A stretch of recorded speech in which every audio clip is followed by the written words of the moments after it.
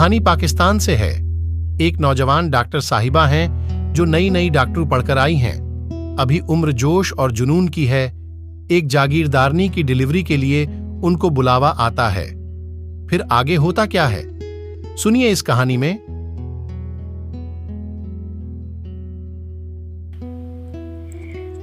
नमस्कार, कहानियों की दुनिया में मैं मौसमी चंद्रा आपका हार्दिक स्वागत करती हूँ। आज मैं लेकर आई हूँ हाजरा मसरूर जी की लिखी कहानी, जिसका शीर्षक है भाग भरी। यह उन जमाने की बात है जब मैंने नई नई प्रैक्टिस शुरू की थी। मेडिकल कॉलेज के जमाने में मैंने अपने आप पर रुपयों की कैसी कैसी बारिश होती ना देखी थी। अपने बड़े बड़े प्रोफेसरों की लंबी लंबी कारें देख आदमी और सोच भी क्या सकता था। मगर जब डिग्री लेकर इस बाजार में आई तो मालूम हुआ कि गली के अंदर घटिया से कमरे पर बोर्ड लगाकर बैठने से वही दौलत वापस आनी मुश्किल है जो बेवा माँ के जेवरात बिक बिक कर फीसों और किताबों पर खर्च हुई। आगे चलकर मैंने क्या रुख इख्तियार किया यह एक अलग किस्सा है, जिसका जिक्र करना इस मौके पर जरूरी नहीं। हाँ, तो उन दिनों जब पहली बार मुझे दूर दराज के एक गांव में जजगी का एक केस करने की दावत मिली तो मैं काफी खुश हुई। बज़ाहिर मैंने मुंह बनाया और अपने तमाम मरीजों की परेशानियों का जिक्र किया, मगर जब सीधे सादे मुच्छड़ संदेशवाहक ने मेरा भाव एकदम बढ़ा दिया तो मैं फौरन तैयार हो गई। 200 रुपए रोज कम नहीं होते? मैं हैरान रह गई। शहर की दूसरी चलती हुई डॉक्टरनियों से बचकर यह मेरे पल्ले कैसे पड़ गया? मैंने जल्दी से अंदर जाकर माँ से जिक्र किया, लेकिन जो खुश होने की बजाय परेशान हो गई। बोली, हटाओ, दूर की बात है, जवान कुमारी लाख डॉक्टर हो फिर भी। माँ की इस फिर भी से मैं भी परेशान हुई, लेकिन फिर एक तरकीब समझ में आ गई। मैंने अपने छोटे भाई से कहा कि वह दौड़कर साइकिल पर जाए और कॉलेज में कम से कम 6 दिन की छुट्टी की दरख्वास्त दे आए। और साथ ही मैंने घर की पुरानी नौकरानी माई को सफेद सलवार कुर्ता पहनाकर बतौर नर्स साथ चलने पर आमादा कर दिया। जब वापस अपने दवाखाने के उजरे मकान में आई तो यह बात भी फौरन तय हो गई कि नर्स को 10 रुपए रोज मिलेंगे। फिर मैंने पूछा कि वहां ट्रेन या बस किस वक्त जाएगी। कार लाया हूं, जवाब मिला। और मैं यह सोचकर परेशान हो गई कि देहात से शहर तक पहुंचते पहुंचते कार कहीं इतनी बेकार ना हो गई हो कि रास्ते में परेशानी उठानी पड़े। लेकिन जब मैं अपने 2 मुहाफिजों के साथ माँ को दुआएं पढ़ते छोड़कर निकली और गली तय करके सड़क पर आई तो बिल्कुल नई कैडिलक देखकर मेरे चेहरे का रंग जरूर बदल गया होगा। मैं पछताई कि मैंने फीस और ज्यादा क्यों ना मांगी। रास्ते में मेरे छोटे भाई ने कुरेद कर यह मालूम किया कि हम जिला सरगोधा के एक जागीरदार के यहाँ जा रहे हैं। जागीरदारिनी की जिद थी कि लाहौर से डॉक्टर ने बच्चा जनाने आए। बड़े अरमानों की पहली जचगी थी। कई घंटे के सफर के बाद हम लाहौर से एक दूसरी दुनिया में दाखिल हुए। एक छोटे से गांव में एक बड़ी सी हवेली हमारी मंजिल थी। बड़ी सी बैठक के दरवाजे पर पीली पड़ती धूप में 1 दर्जन शिकारी कुत्तों को शाम का राशन बांटा जा रहा था और 10-12 आदमी उन कुत्तों की जंजीरों से लिपटे हुए थे। हमारे आने पर वे ऐसे चौंके, लेकिन फिर कुत्तों की जंजीरों पर जुट गए। उसी पीली धूप में गद्देदार कुर्सी पर मेरे 200 रुपए रोज के दाता मलिक गुलनवाज आलती पालती मारे बैठे थे। सफेद नीली सिल्क की तहमद और नीली सिल्क की कमीज, सिर पर बगैर कुलाह की पगड़ी और कलाई पर बाज मलिक के हाथ पर रखी हुई फाख्ता के पर बिखेर बिखेर कर ताजा ताजा गोश्त नोच रहा था। यह वक्त बाज के रातिब का भी था। कैडिलक के उस मालिक का तसब्बुर मैं ख्वाब में भी नहीं कर सकती थी। फिर भी उस माहौल से मैं काफी डर सी गई थी। डॉक्टरनी साहिबा, काफी तकलीफ उठाई आपने, मैं आपको खुश कर दूंगा। मालिक ने गहनी नजरों से देखते भारी आवाज में कहा। घर के अंदर दाखिल होते हुए मुझे ख्याल आया कि मालिक साहब की सूरत उस बादशाह से मिलती थी जिसकी तस्वीर मैंने स्कूल के जमाने में किसी किताब में देखी थी। माथे पर पेच दर पेच बड़ी सी पगड़ी, घनी मूछें, कुर्सी पर आलती पालती मारे और हाथ पर बाज बिठाए। बस मांग क्या मांगता है कहने की कसर थी। जनान खाने का माहौल, लिबास और सजावट की तब्दीलियों के अलावा ऐसा ही था जैसा आमतौर पर हमारे पुराने ठाट के बड़े घरों में होता है। शहर में रंगीन पीढ़ियों पर काफी से ज्यादा औरतें तहमद और मोटी रेशमी किनारे वाली चादरें लपेटे फिक्रमंद शक्लें बनाए बैठी थी और एक खेस से ढके हुए पलंग पर एक बूढ़ी फिक्रमंद सी बैठी नस्वार सुरख रही थी। मैंने अंदाजा लगा लिया कि ये घर की बड़ी बूढ़ी होगी। सचमुच यही मालिक की वालिदा बड़ी मालकीन थी। मुझे पूरी उम्मीद थी कि वह उठकर मेरा इस्तकबाल करेगी, लेकिन वह उम्मीद पूरी न हुई। मैं ठिठकती हुई पलंग के करीब रुक गई। बूढ़ी मालकिन ने मुझे गौर से देखते हुए दुशाले का पल्लू सरकाकर गर्दन से लेकर नाक तक डाल लिया और अब मैं उनकी तेज आंखें ही देख सकती थी जो मुझे सख्ती से घूर रही थी। मुझे इतना गुस्सा आया कि मैंने जी में दुआ की कि अल्लाह इन सब औरतों को प्रसव पीड़ा शुरू हो जाए। मरीज कहाँ है? मैंने पूछा। सब औरतें जंगली हिरनियों की तरह गर्दनें उठा उठा कर मुझे हैरत से घूरने लगी। बीमार कहाँ है? अब की मेरे भाई ने बहुत ही सख्त लहजे में सवाल किया। अल्लाह का नाम लो, बीमार यहाँ कहाँ? एक औरत ने दोनों तरफ छिदी हुई नाक की छिपाड़ नुमा कीलें चमकाकर बड़ी ही कर्कश आवाज में जवाब दिया। सबकी दुश्मनी भरी नजरें मुझे पर टिकी थी। मैंने समझा मैं देर से पहुंची हूं, इसलिए सबकी नफरत का निशाना हूं। शायद बेचारी खत्म हो गई और मैं अफसोस में डूबी हुई दोबारा मालिक की सोफों की ठुसी हुई बैठक में पहुंच गई। अफसोस है मालिक साहब, मैं मरीजा को देख नहीं सकी। मैंने देखा कि इस फिक्रे से मेरे भाई के चेहरे का रंग यूं उड़ गया जैसे उसे सदमा पहुंचा हो। जाहिर है कि मेरे भाई को तालीम के लिए फीस की जरूरत भी होती है, मगर मालिक साहब के पीले हुए चेहरे पर मुस्कुराहट आ गई। ओफो डॉक्टरनी साहिबा, मैंने अभी तक वालिदा से जिक्र नहीं किया कि लाहौर से डॉक्टरनी बुलाई है। यह कहकर मलिक साहब उठ खड़े हुए और मुझे अपने साथ आने का इशारा किया। मगर मालिक साहब, अब अंदर जाने से क्या फायदा? मैंने गर्दन झुकाकर कहा। डॉक्टरनी साहिबा, आप बुरा न माने, दरअसल मेरी वालिदा रस्म रिवाज के खिलाफ जाना पसंद नहीं करती, इसलिए मैंने पहले जिक्र करना मुनासिब नहीं समझा।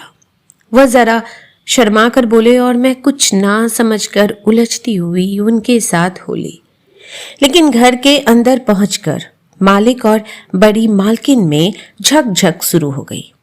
वह बार बार मेरी तरफ इशारे करके मुंह बनाती और बेटे से कहती, बीमार बीमार हूं, बीमार किसे कहती है?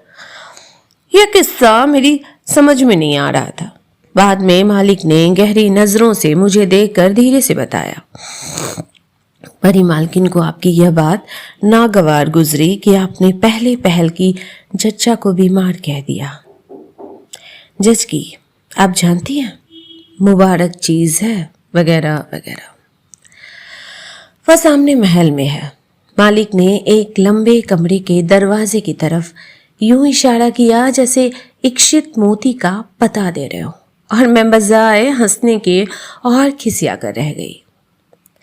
सिर्फ एक दरवाजे वाले लंबे से अंधेरे कमरे में जच्चा को देखने के लिए मुझे खिड़कियों और रोशनदान ढूंढने के लिए नजरें दौड़ानी पड़ी। और फिर मायूस होकर मैंने उन औरतों की तरफ ध्यान दिया जो उस कमरे में मौजूद थी। एक सीढ़ी बुढ़िया होने वाली माँ का पेट पकड़े पलंग पर चढ़ी बैठी थी, और उस जैसी कई औरतें उसके हाथ, पांव और सिर दबा रही थी। सब ने मुझे इस तरह देखा, मैंने जच्चा की बजाय महल की सजावट देखनी शुरू कर दी। कमरे के हर कोने में बिछे हुए रंगीन पलंग और खूबसूरत खेस, दीवार पर किस्म किस्म के बर्तन, आईने और पंखे। तो यह महल है, मैंने सोचा। जच्चा 30-35 साल की औरत थी जो अपने इलाके के तमाम जेवरात पहने हुई थी। अगर उसको प्रसव पीड़ा ना हो रही होती तो काफी खूबसूरत नजर आती। मैंने अपने माही की तरफ देखते हुए कहा कि जच्चा को फौरन उस ठुसे हुए घुटे कमरे से किसी और जगह ले जाया जाए। माई ने औरतों के सामने तजवीज रखी और हुल्लड़ समझ गया। उंगलियां नाक और होठों पर पहुंच गई और हुल्लड़ में बड़ी मलकिनी हाफते हुए यहां आ गई।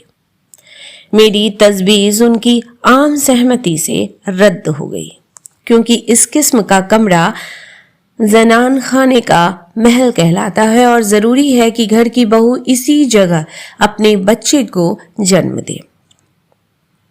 कमरा खाली कर दे औरतें। मेरी दूसरी तजवीज भी नामंजूर हो गई, क्योंकि गैर औरत के हाथ में जच्चा को सौंप देना उनके हिसाब से हिमाकत थी।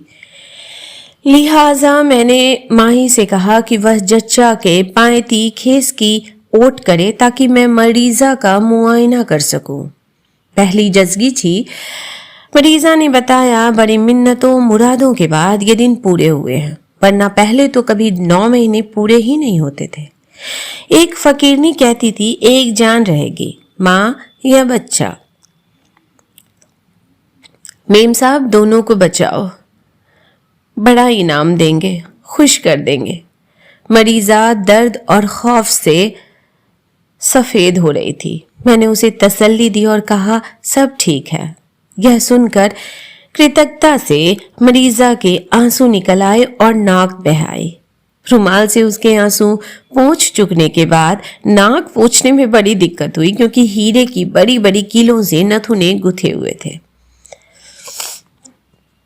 मैंने देने को तसल्ली दे दी, मगर यह किस्सा खुद परेशान सा कर गया मुझे। पक्की उम्र की औरत की औलाद जरा मुश्किल से होती है, और फिर जच्चा को दर्द भी बड़े बेतुके थे और बच्चे की दिल की हरकत सुस्त।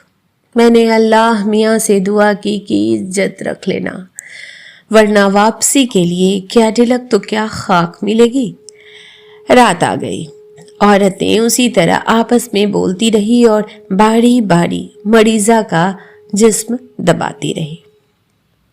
माई ने एक दफा चुपके से कहा कि मैं भी मरीजा का पेट पकड़ लूं, क्योंकि औरतें कहती है यह डॉक्टरनी मुफ्त खोरी है, हाथ धरे बैठी है। मैंने माई के हुक्म की तामील की। जब मरीजा जोर से कराहने और दांत काटने लगी तो मैंने सब औरतों से बाहर निकल जाने को कहा, लेकिन कई औरतें लपकी और पलंग के पास 2 ईंटें रख दी और फिर सब मिलकर जच्चा को उठाने लगी ताकि वह ईंटों पर उकड़ू बनाकर बैठ जाए। बिस्मिल्लाह खैर अल्लाह। मरीजा उनके हुक्म की तामील कर रही थी और मैं सूरत हाल देखकर खौफ से चीख पड़ी, सब छोड़ दो, भाग जाओ यहां से, तुम सब इसे मार डालोगे। औरतें इस दखल अंदाजी पर हुल्लड़ मचाने लगी। माई ने मरीजा को बाजुओं से पकड़कर लिटा दिया और मजबूरन बगैर किसी ओट के बच्चे को सबके सामने पैदा करना पड़ा। बच्चा कमजोर सी आवाज में रोने लगा। मुबारक सलामत का शोर उठा और बाहर से जितनी औरतें अंदर आ सकती थीं आ गई। बाकी दरवाजे से अंदर झांकने की कोशिश करने लगी। मैं देख रही थी कि इस वक्त जच्चा की हालत खराब है। मैंने ब्लीडिंग कम करने के लिए उसे इंजेक्शन कुहनियों के टहोके के दरमियान दिया। सुई देखकर कई औरतें दर्द से कराह उठी। जच्चा को गश आ गया था। अचानक बाहर बंदूकों से फायर होने लगे और फिर ढोल नफीरियां बजने लगी। इसके बाद रस्मों और शगुनों का एक लंबा सिलसिला शुरू हो गया और कई बार मेरा ध्यान जच्चा की तरफ से हट गया। जाहिर है कि मेरे लिए ये सारी चीजें दिलचस्प थी, मगर यह अजीब बात थी कि उस घर में मौजूद तमाम लोगों का रवैया अभी तक मेरे लिए दोस्ताना नहीं था। हालांकि मैंने कई रस्मों में दूसरी औरतों की देखा देखी रुपए भी दिए। चूंकि मुझे कदम कदम पर जच्चा और बच्चा की जिंदगी की खातिर उनसे झगड़ना भी पड़ता था, इसलिए मेरी दिलजोई ऊपर ही ऊपर गई। रात भर ढोल बजे। जच्चा को पूरी नींद लेनी चाहिए थी क्योंकि उसे बुखार था, मगर वह उस हंगामे में इतनी दिलचस्पी महसूस कर रही थी कि मैं मजबूरन खामोश रही। सुबह जब मैं नाश्ते के लिए मालिक साहब के बुलावे पर बैठक में गई तो मेरे भाई ने बताया कि बाहर भी रात भर आतिशबाजी छूटी और मालिक के सैकड़ों खेतीहरों ने नाच गाकर सुबह की। मालिक साहब को बच्चे की पैदाइश पर बड़े तोहफे मिले। मैं उन तोहफों वाली रस्म पर काफी हैरान थी, लेकिन दूसरे दिन मेरी हैरानी शदीद खौफ में तब्दील हो गई जबकि यह वाकया हुआ। एक तो सर्दी का जमाना, ऊपर से सुबह से ही बादल आने शुरू हो गए थे। मैं नहाना चाहती थी क्योंकि मुझे अपने जिस्म पर मनोगंदगी लपटी हुई मालूम हो रही थी। यह तो मैंने बिल्कुल तय कर लिया था कि इस घर में मेरी सबसे तनातनी है, इसलिए मैंने नहाने के लिए गर्म पानी किसी से तलब न किया। रात भर की जगाही के बाद और बुखार की शिद्दत से थोड़ी नींद लेने के बाद जच्चा ने मेरी तरफ करवट ली और उसकी आंखें हीरे की कीलों के साथ चमकी तो मैंने उससे कहा, क्या नहाने के लिए गर्म पानी मिल जाएगा? बिस्मिल्लाह, जरूर नहाओ जी। और फिर उसने मुस्कुराकर बच्चे को घेरे बैठी औरतों में से एक ने कहा, भाग भरी से कहो कि मेम साहब के लिए पानी गर्म कर दे। जच्चा को इंजेक्शन देने के बाद मैंने माई से कहा कि सूटकेस से मेरे कपड़े निकाले। कपड़े तो जी तुम्हें मेम साहब हम इनाम में देंगे, जच्चा ने मीठी आवाज से कहा। और मुझे बहुत बुरा लगा। खुदा जाने वह गवार मलकिनी मुझे कोई दाई खिदमतगार समझती है जो बेटा जनने की खुशी में जोड़ा देगी। हम डॉक्टर हैं मलकिनी, अपनी मुकर्रर की हुई फीस लेते हैं, जोड़े नहीं। मैंने गुरूर से मुंह बनाकर जवाब दिया और वह हैरत से मुझे देखने लगी। मेम साहब, तुमने हमारी खिदमत की है, फिर हम सभी को कुछ देंगे। अल्लाह ने यह दिन दिखाया है। अच्छा, मेरी माई को दे देना। मैं तो इतने में एक 10-12 साल की लड़की भदर भदर करती अंदर आ गई। खूबसूरत, तंदुरुस्त, चंपई सा रंग, माथे पर महीन गुथी हुई मेढ़ियों की मेहराब, कानों में चांदी के बुंदे। यह भाग भरी थी। हम इसे भी जोड़ा देंगे, बेटा जो हुआ है। बच्चा जच्चा मुझे अपनी बात पर कायल करने पर तुली हुई थी और भाग भरी मुझे देखकर एकदम शर्माने लगी। पानी रख दिया भाग भरी, मेम साहब को गुसल खाने ले जाओ, चचा ने उससे कहा और मैं नहाने चली गई। नहाते हुए मैं झल्ला झल्ला कर सोचती रही कि कैसे लोग हैं, किसी की पोजीशन तक को नहीं जानते, जोड़ा देगी मुझे। जब मैं नहाकर सिर पर तौलिया लपेटे निकली तो गीले बाल सुखाने के लिए सहन में बैठकर आती जाती धूप में सियाने लगी। भाग भरी ने किसी कोने से मुझे देखा और दौड़कर मिट्टी के कंकारों वाली अंगीठी लाकर मेरे सामने रख दी। उस वक्त भाग भरी मेरे दिल को भा गई। घर में बड़ी चहल पहल थी, औरतों पर औरतें उमड़ी चली आ रही थी। उस वक्त फिर गाने बजाने का प्रोग्राम था। अचानक मलिक साहब खांसते खांसते जनान खाने की तरफ आए। मुझे गहरी गहरी नजरों से देखा। जच्चा बच्चा के बारे में एक दो बातें दरियाफ्त की और फिर बड़ी मलकिनी की तरफ चले गए। चंद मिनट बाद वह दोबारा बाहर निकल आए। भाग भरी मलिक जी नहाएंगे, तौलिया बाहर गुसल खाने में रखा, बड़ी मलकिनी ने हुक्म दिया और भाग भरी उसी तेजी से भदर भदर भागती हुई मर्दाने गुसल खाने की तरफ चल दी। गाने बजाने की तैयारियों को लेकर मैं बोर होने लगी थी। मैं इत्मीनान से सो जाना चाहती थी। मेरे ख्याल में चचा को भी सुकून से सो जाना चाहिए था, लेकिन कोई बस न चला। मैंने उस वक्त सोचा कि किसी पश्चिमी लेखक का कॉल है कि देहात सेहत बख्श कब्र है, मगर मेरे अल्लाह यह कब्रें कितनी शोर भरी है, कितनी जिद्दी हठीली लाशें, कितना साम्य है। मैं तो हूं ही शहर का कीड़ा, मगर शर्त बदल कर कह दूं कि शहर की मुर्गी या कुत्ते तक को यहां ले आओ तो साधना अवस्था में आकर जान दे दे। मैं निहायत तलखी से सोचती रही और बस सोचती रही। मुझे अपने रोज के 200 रुपयों का ख्याल तक न आया और फिर जैसे साधना अवस्था में झोंक दी गई। दरअसल मुझे सख्त नींद आ रही थी। अचानक भाग भरी रोती घुटती मेरे पास से गुजरी। उसका मुंह सुर्ख हो गया था। एकाएक वह डगमगाई और जमीन पर गिर पड़ी। उसका नीला तहमद खून के धब्बों से लाल हो रहा था।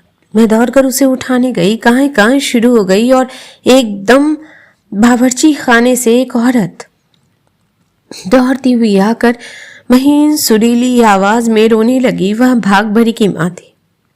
भाग भरी ने फौरन आंखें खोल दी। माए, मालिक जी माए। भाग भरी ने माँ की तरफ हाथ फैलाकर कहा और आंखें बंद कर ली। फिर माँ जोर जोर से विलाप करने लगी। जाहिर है कि क्या हो गया था। मैं कुंवारी लड़की दहशत से कांप रही थी। तमाम औरतें इकट्ठा हो गई। माई मुझे कपकपाती देखकर सहारे से जच्चा वाले कमरे में ले आई। अचानक सहन में बड़ी मलकिनी की दबंग आवाज शोर करने लगी। माई दोबारा टोह लेने बाहर चली गई। मैं सुन्न सी बैठी रही। थोड़ी देर बाद जरा सी खामोशी छा गई। जच्चा अब तक आंखें फाड़े बाहर की आवाजों पर कान लगाए हुई थी। जब माई बाहर से आई तो उसने चुपके चुपके किस्से को संक्षिप्त करके सुनाया कि बड़ी मलकिनी भाग भरी की माँ को रोक रही थी कि बच्चे वाले घर में रोना मत डालो, लेकिन वह अपनी बच्ची की हालत पर विलाप करती ही रही। तो बड़ी मलकिनी आपे से बाहर हो गई कि तेरी लड़की खुद मस्तानी हुई है, तौलिया रखकर वहां रुकी क्यों, मर्द है क्या करे। और यह भी कहा कि बड़ी बेटी की इज्जत की दुहाई देने आई। वह दिन भूल गई जब तेरा खाविंद खेतों पर होता था और तू मलिक जी की बैठक में। भाग भरी की माँ ने रो रो कर अपने बराबर वालियों से फरियाद की तो बड़ी मलकिनी और भी जल गई कि देखें कौन है मरियम की बीबियां जिन्हें तू पुकार रही है। इस पर धीरे धीरे खामोशी हो गई। भाग भरी की माँ जब रोने से बाज ना आई तो मलकिनी ने उसे धक्के मारकर घर से बाहर निकाल दिया। जाती हुई भाग भरी को ले जाना चाहती थी, मगर जवाब मिला, नहीं जाएगी, आज काम बहुत है हवेली में, सब रिश्ते नाते वाले जमा हैं, ऐसी कौन सी मौत आ गई है भाग भरी को। हाय लौंडिया, खून से तरबतर है, तौबा मेरी, कैसे बेवकूफ लोग हैं, खामखा भाग भरी की माँ को और गुस्सा दिलाया। वह ऐसे गुस्से में गई है ना, पुलिस लाएगी, देख लेना। माही ने समापन के तौर पर एक जोरदार आह खींची और सोच में डूब गई। मैंने डरते डरते जच्चा की तरफ देखा। वह खामोश और संजीदा लेटी हुई थी। उसके पहलू में उसका मिन्नतों और मुरादों का पहला बच्चा गंडों और तावीज़ों से ओढ़ा पड़ा था। मैंने सोचा, इंसान के साथ शैतान क्यों लगा हुआ है। अब यह पहला बच्चा देखो और बाप के लिए जेल का दरवाजा खुला हुआ है।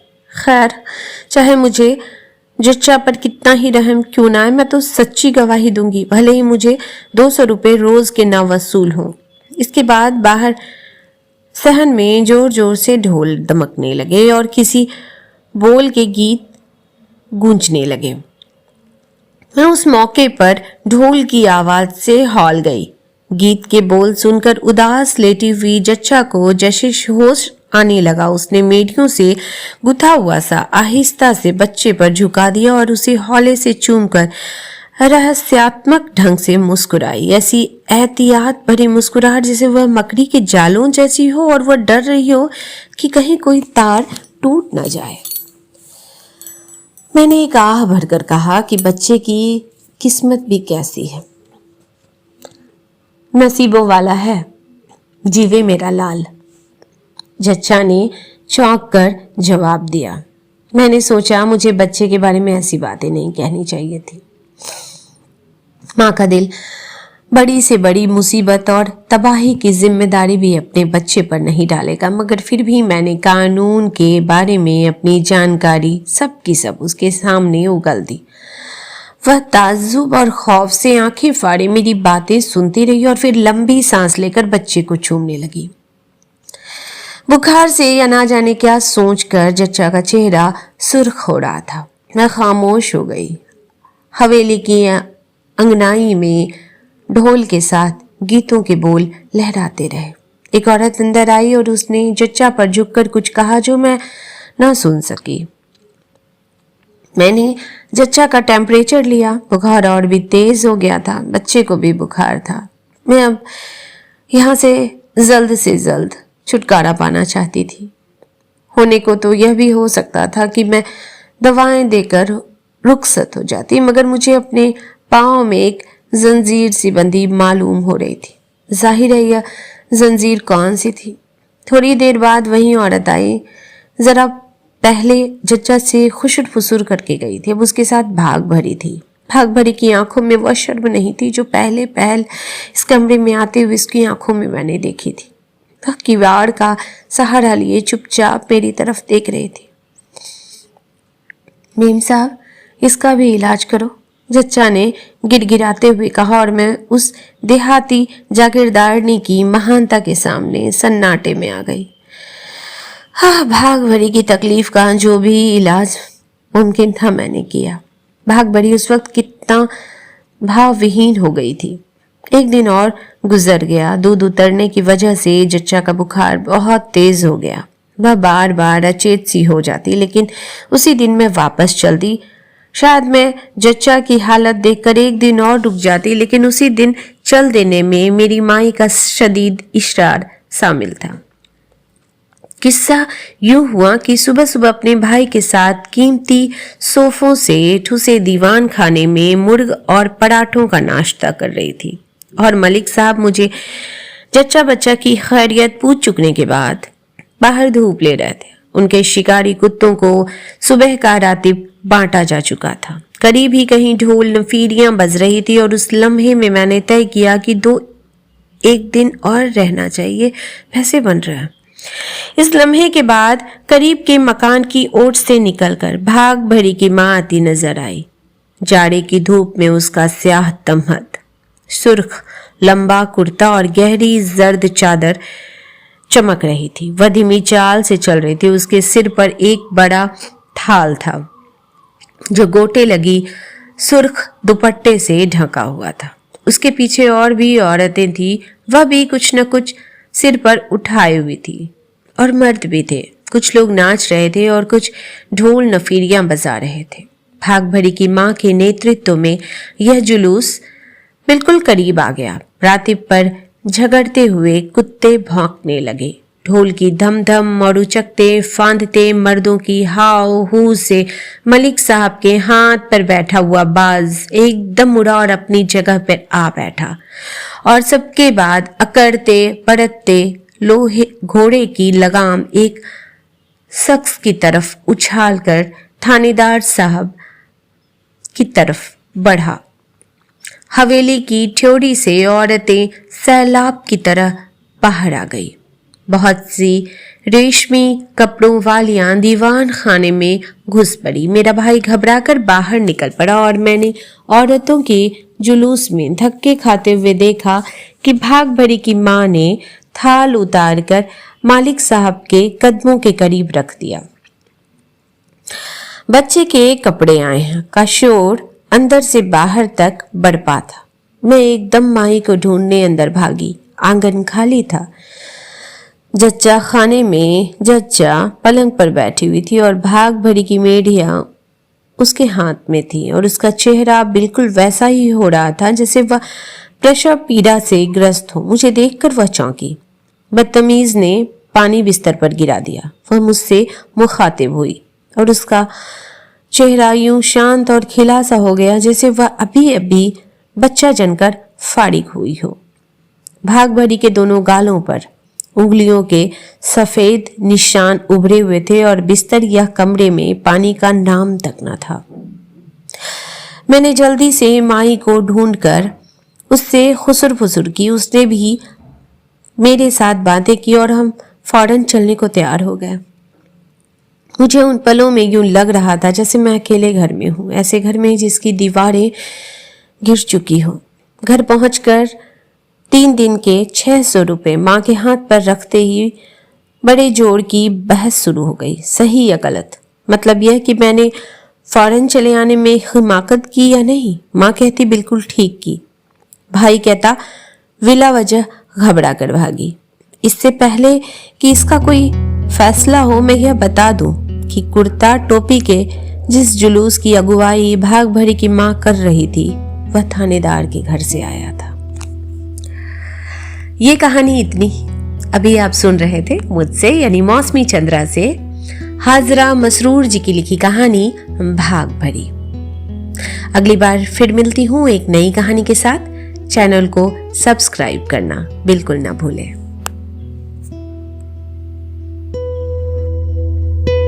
शुभदा बुक्स, परंपरा साहित्य की।